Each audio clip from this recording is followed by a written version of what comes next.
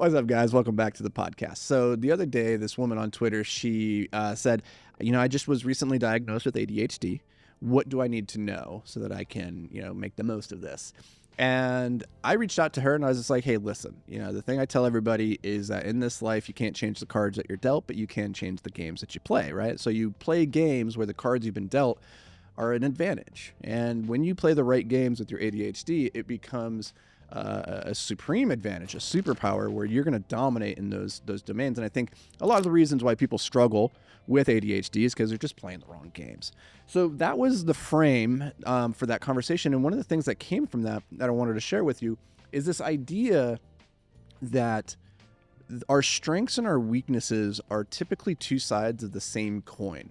Right. And so you could look at ADHD and you could say, oh, my impulsivity on one side of the coin makes me reckless. But on the other side, it makes me prone to taking action. Means I have a bias towards action.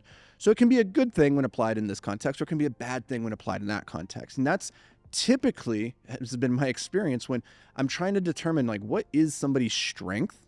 I look at what their weaknesses are, because it's usually on the other side of that I discover where their powers are, their superpowers. And I want to share that with you because it might not be where you would think to look. Now, the story I want to share here, and this is kind of I don't know if I've shared this one on the podcast, which is surprising because we've done a lot of episodes now and I've talked a lot and shared a lot of stories. But one of the things that was really hard for me as growing up as a teenager is I like one of my superpowers right now. If you were to ask me, Anthony, what's one of your superpowers? It's the ability to distill complex ideas and communicate them in simple ways that are impactful, right? And that's effectively what I'm doing here in the podcast, right? I'm distilling this and sharing an idea with you. I love that. It's one of the things I'm super passionate about now, but there was a time in my life when I was shamed for it. I was teased for it by my family.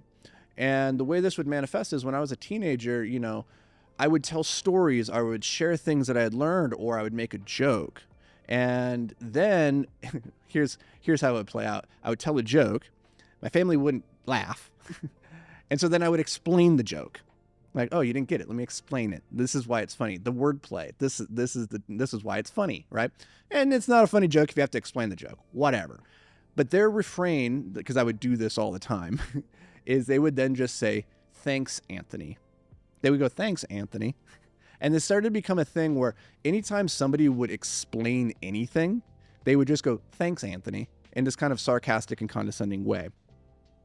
And the frustrating thing about that was that regardless of whether or not you were explaining something of interest that was helpful or not, that was always the response. And so I was embarrassed for this thing that I loved doing, which was, hey, let me explain this thing, why it's interesting, And you look at like a TV show like The Big Bang Theory with Sheldon, where he's like, let me explain this fact to you. It can be very annoying. I get that. And I was probably very annoying as a kid. Totally. I was probably Sheldon, right? But it was really scarring for a long time.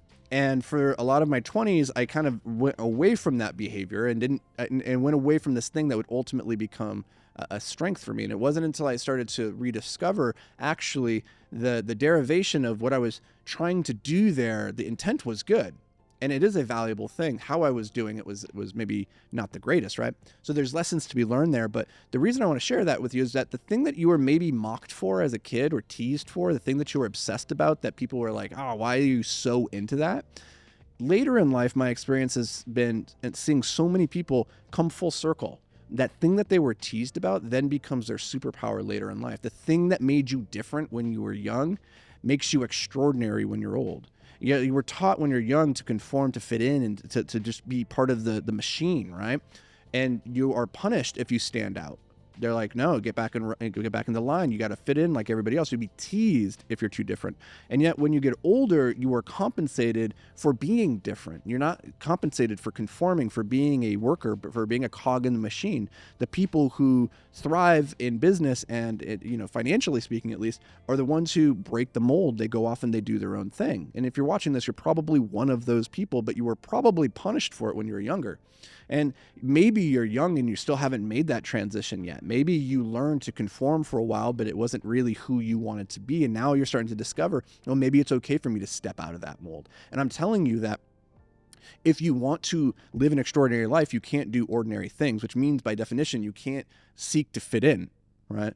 So those are kind of two correlated ideas here. One is, don't just strive to fit in, figure out the thing that's unique to you. But second is, if you're trying to discover your strength, your ability in this life to go out there and make a big impact, look maybe back at your childhood at the thing that was a perceived weakness, the thing that you were teased about, the thing that you were mocked for.